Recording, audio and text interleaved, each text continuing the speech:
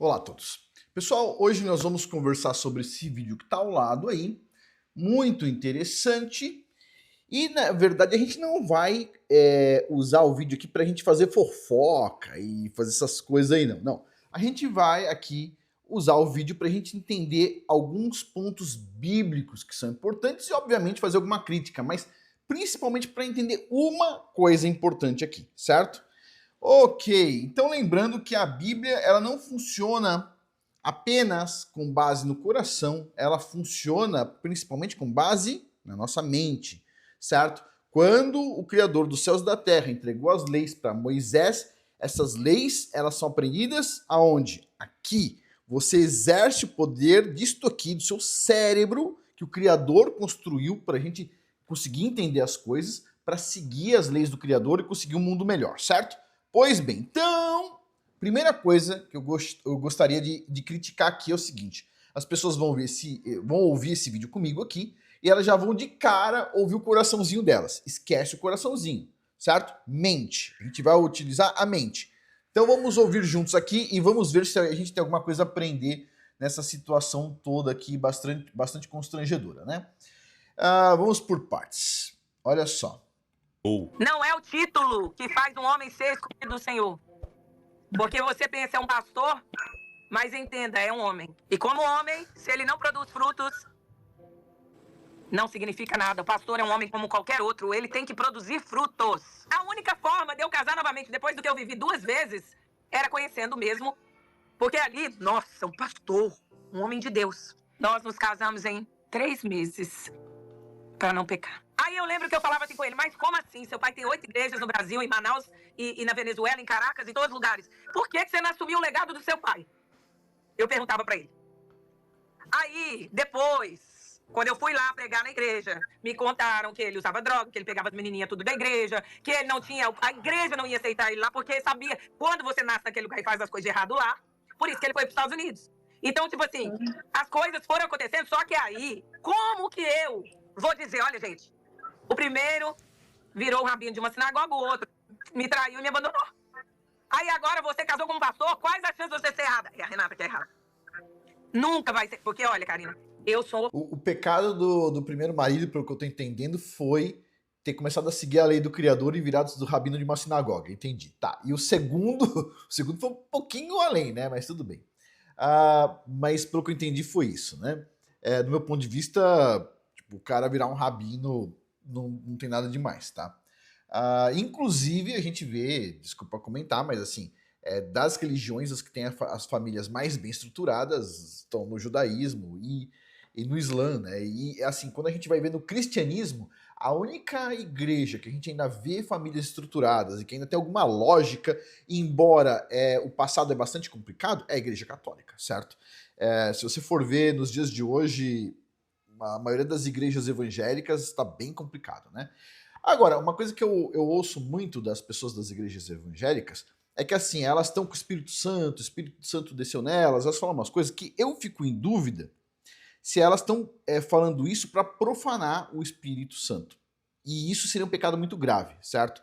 Porque se elas, de fato, não têm, elas não deveriam falar que tem. Ponto número 1. Por que eu estou falando isso? Porque, primeiro, que é uma situação bem grave você falar que está com alguma coisa que você não está, tá? É a primeira coisa. Mas você vê também pelos frutos dessas igrejas que a maioria das pessoas que dizem que estão com o Espírito Santo, aparentemente elas não estão. Por quê? Porque elas não têm discernimento, certo? Vamos lá, se você está com o espírito de sabedoria em você, você tem discernimento para fazer as coisas certas.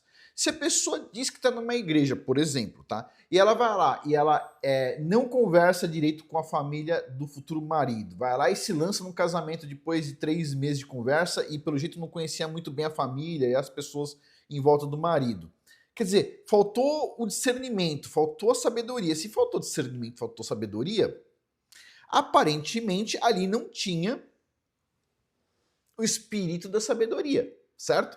E a gente pode ir mais fundo, né? A gente vê que as igrejas são lugares, nos dias de hoje, principalmente as igrejas evangélicas, infelizmente, não estou falando isso para criticar, mas infelizmente é assim, todo mundo vê isso com os próprios olhos, é um lugar que está cheio de problemas. Então, quer dizer, os caras dizem que as pessoas estão com o Espírito Santo, mas o resultado, o fruto, não está dando certo. Quer dizer, da mesma forma que ela olhou logo no início e falou assim: o ex-marido dela é um pastor, certo? Que ela vai ainda criticar mais. E falou o seguinte: mas ele não deu fruto, certo? Ele não estava dando fruto. Tá, beleza. Mas quando uma pessoa vai lá e escolhe um fruto podre, ela também não está dando fruto. Né? Quer dizer, não faz bem para a sociedade. Quer dizer, quanto mais divórcio tem na sociedade, mais relações quebradas tem na sociedade, piora o fruto. Então, quer dizer, se você vai ter relacionamento com alguém, você tem que garantir que você tem certeza absoluta do que você está fazendo. E para isso você precisa de informação. Por isso que vai conversar com o pai, com a mãe, com a tia, com o tio, o que for, certo? Pois bem, com os irmãos, irmãs, né? Tudo. Tudo bem. Mas vamos continuar aqui. Então, o primeiro ponto aqui sim, todo mundo aponta para o outro dizendo que aquele ali não tem fruto, mas a pessoa que está apontando também escolheu o cara que era um fruto podre. Também significa que a pessoa não está dando fruto, né? Mas tudo bem, né? Agora vamos continuar ouvindo aqui, que eu achei interessante. Não estou criticando a moça, eu acho que as pessoas podem se divorciar quantas vezes quiser, certo? O problema é delas, né? Cada um tem a sua cultura e tudo mais, e cada um escolhe do jeito que acha prudente, certo? No meu caso especificamente, eu acho que não é uma coisa bonita isso, divórcio, e é por isso que as pessoas deveriam tomar cuidado. Eu penso que todos os casamentos que terminaram em divórcio são casamentos que não deveriam ter acontecido, a não ser que a pessoa conseguiu ter filhos ali, criar os filhos bem, e eventualmente depois de velho resolveu se divorciar, é outra questão, certo? Eu tenho colegas que se divorciaram da mulher já velho, já depois de 70 anos. Os filhos já cresceram e tudo mais, então não vejo problema nenhum. Mas casamento que as pessoas vão lá e antes das crianças crescerem, vai lá e quebra o casamento e tudo mais, gera um monte de problema, eu penso que são casamentos que não deveriam ter sido realizados, tá? Tudo bem, continuando aqui. Vamos ouvir aqui. Muito brava, sou colérica sanguínea, mas dominada pelo Espírito Santo. Até que, quando chegou setembro do ano passado, cara. Setembro. Eu levantei 4h15 da manhã. Já estava bem cansada de só eu trabalhar. Só eu. Pra você ter uma ideia, minha casa totalmente paga, não paga aluguel, não paga mortgage, que é a prestação, né, que a pessoa paga também. Tudo pago, o carro dele, eu casei com ele. Eu quitei o carro dele, mandei Sonara comigo. Ele ficou devendo no apartamentinho, tipo um kitnet que ele morava, eu tirei ele de lá, botei ele na minha casa. Eu remia ele, não fui ele que foi meu Boaz, eu que fui a Boaza dele, entendeu? Uhum. Mas eu pensei, agora eu vou ter um pastor para me ajudar a cuidar das minhas filhas. Sabe por quê? A religiosidade, olha pra você ver. Eu pensava, quais as chances de eu conhecer alguém no retiro espiritual da pastora Zenete? Um pastor, filho de uma apóstola, e esse homem ser um homem que não é homem de Deus? Quais as chances?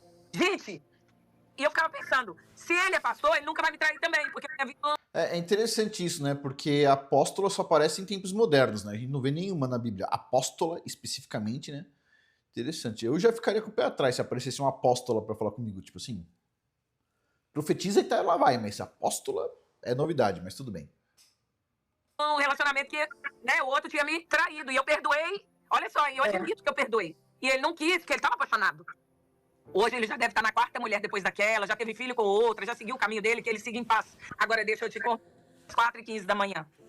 Tá, refazendo aqui, tá? Se o cara virou rabino de um lugar, mas já teve 4, 5 mulheres, já se divorciou de todas essas aí, o cara tem problema sim, tá? Não lembrava dessa parte não. Se o cara fez isso, o cara tem grandes problemas. Na verdade, pessoal, a maioria dos líderes religiosos, eles se aproveitam da posição que eles têm, né?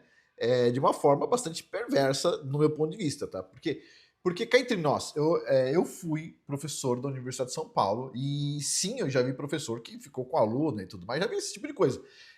Por quê? Porque o cara, ele tá num pedestal, basicamente, né?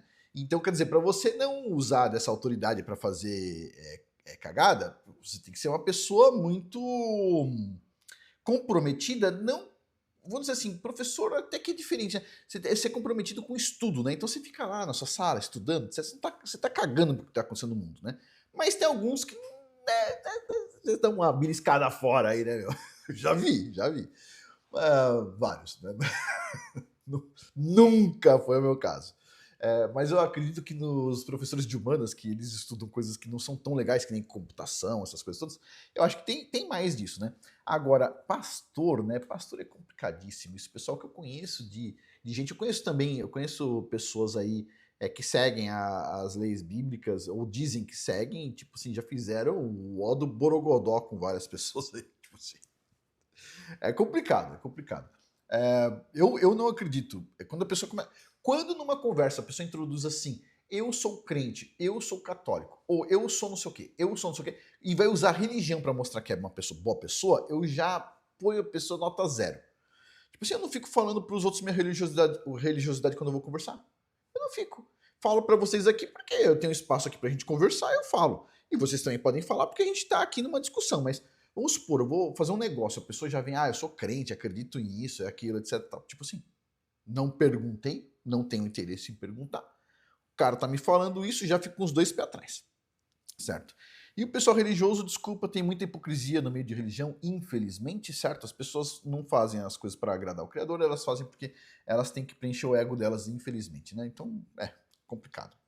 Vamos continuar ouvindo aqui. Eu orando, eu olho pro lado da cama e eu não encontro ninguém. Eu desço a esse estúdio e eu vejo ele assistindo coisas e fazendo coisas que eu prefiro não falar aqui. Só que o que ele estava assistindo era bem sério, porque se tratava de crianças. E ali eu disse, eu vou te denunciar, porque agora eu não aguento mais. Ali eu entendi. Eu disse, eu não ligo mais de ser vista como divorciada. Divorciada por uma, por duas, por três, mas isso eu não admito. Pronto, agora vamos a um ponto aqui. Vocês veem uma coisa? O quanto é complicado quando uma pessoa tem os filhos em casa e coloca outra pessoa pra dentro de casa, independente se é homem ou mulher.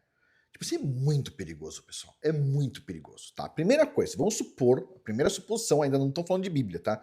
A primeira suposição, se isso aconteceu, tipo assim, imagina quanto é perigoso você colocar uma pessoa dentro de casa e, tipo assim, acontecer... Se o cara estiver vendo coisas desse tipo no computador, tipo assim, é um pulo pro cara estar fazendo isso com as filhas da mulher, certo? Então, tipo assim, esse é um ponto. Então, se isso aconteceu, isso é extremamente complicado, mas isso demonstra uma coisa que eu sempre falo aqui. Tem que tomar cuidado com quem você coloca dentro da sua casa. Ponto. Certo? A maioria das pessoas, elas não entendem. Elas olham as coisas antigas, elas pensam assim, nossa, essas pessoas aí eram complicadas, né? Porque todo mundo comia no mesmo prato antigamente. Até hoje no Marrocos, você vai lá, come o cuscuz marroquino, os caras vêm com um pratão cheio de carne, cuscuz. Você vai lá, pega a sua mão, você tem que lavar antes, claro. Você vai lá e come, porque todo mundo comia no mesmo prato, a família inteira comia no mesmo prato. É lógico, né? Se o cara tinha, por exemplo, 2, 3 esposas, qual que é a chance dela envenenar o cara ou os filhos da outra mulher? Aí pro cara ter garantia de que todo mundo tá bem, tipo assim, todo mundo come o mesmo prato, cara. O cara fica de olho assim, tá todo mundo comendo o mesmo prato, ninguém tá envenenando ninguém, né?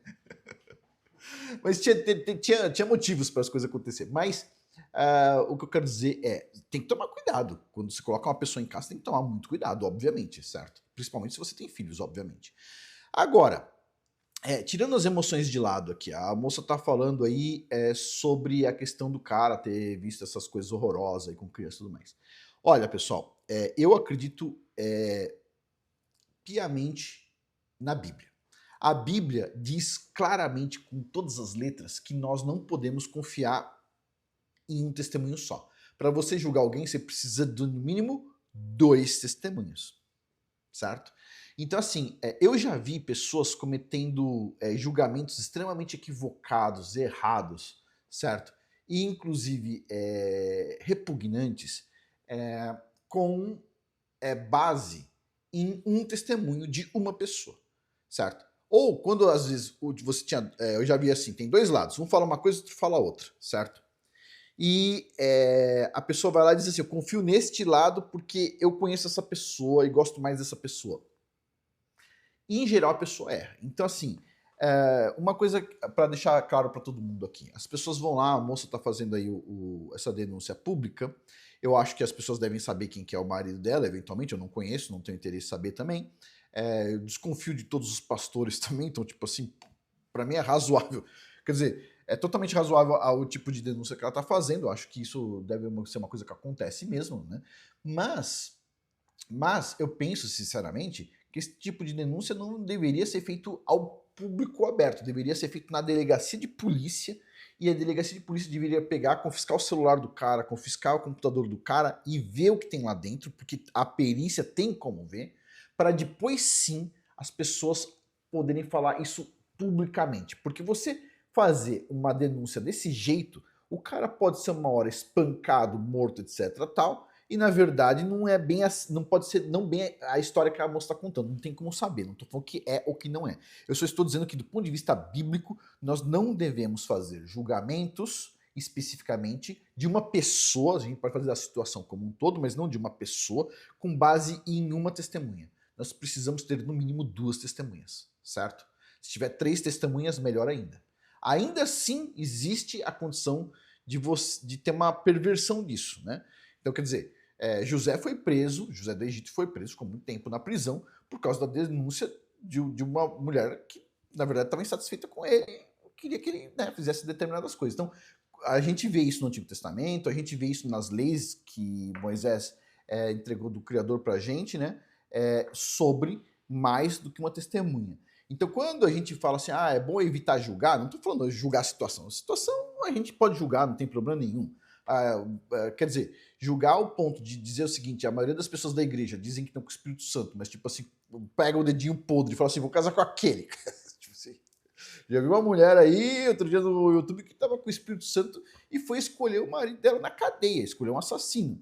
Ela disse que estava. Eu não acredito que ela estava com o Espírito Santo, certo? Eu não acredito. Eu acredito que você ficar falando que está com o Espírito Santo e você vai lá e faz erros, você está cometendo um pecado contra o Espírito Santo. Eu acho isso. Você não deveria ficar falando que está com o Espírito Santo se você estiver errando. Você errou, você está com o Espírito Santo, mas você disse que está, mas você errou, eu acho que você está profanando isso. Eu acho que você está profanando essa ideia de falar que você está com o Espírito Santo. Então as pessoas têm que tomar cuidado. Por quê? Porque um dos pecados mais graves, segundo o Novo Testamento, seria isso, né? Então, eu acho que as pessoas deveriam tomar cuidado com essa nomenclatura de falar determinadas coisas, ok? Agora, eu não sei vocês. Vocês me colocam aí abaixo, por favor. Eu, particularmente, tenho medo nos dias de hoje de igreja. Eu tenho medo. Tipo assim, me parece que, infelizmente, eu não vejo esperança nenhuma nas igrejas de hoje, sinceramente. Nenhuma. Não consigo ver nenhuma. Eu consigo ver em pessoas, assim, aquela pessoa interessante, mesmo assim ela pode falhar, mas eu quero aprender com aquela pessoa. Beleza, você aprende com aquela pessoa, a pessoa falhou. Ok, as pessoas falham. Mas, ainda assim, eu tenho um receio gigante. Porque numa igreja, assim, não é só o pastor, né? Tem o pastor e todas as outras pessoas que ele tá... As ovelhas cegas que estão ali, né? Então, tipo assim, é extremamente complicado. Eu teria um pouco de receio, assim, de levar minhas pedras preciosas num lugar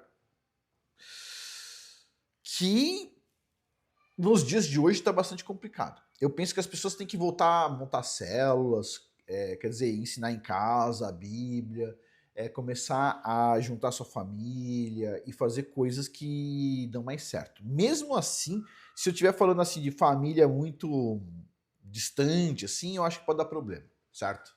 Uhum. Eu acho particularmente que pode dar problema. Ainda mais do jeito que as coisas são feitas e ainda mais com a cultura que nós temos. Então, infelizmente é isso. Mas só uma observação aí. Meus sentimentos aí pra moça aí, que ela se recupere bem aí e que ela coloque aí a polícia para fazer o serviço de polícia. E a única coisa, assim, a crítica que eu tenho assim é que esse tipo de denúncia deveria ser feito e investigado primeiro na polícia. Tem um laudo, depois do laudo você vai para a internet, faz o que você quiser, normal, mas desabafa, mas tem que ter um laudo no meu ponto de vista, né? E não, pessoal, se você vai confiar em alguém para ter relacionamento, porque o cara é pastor, filho de pastor é uma incógnita, né? Você vê o pastor falando tanto para as pessoas casar com mãe solteira e companhia, e o filho do pastor só pega a mulher virgem, né?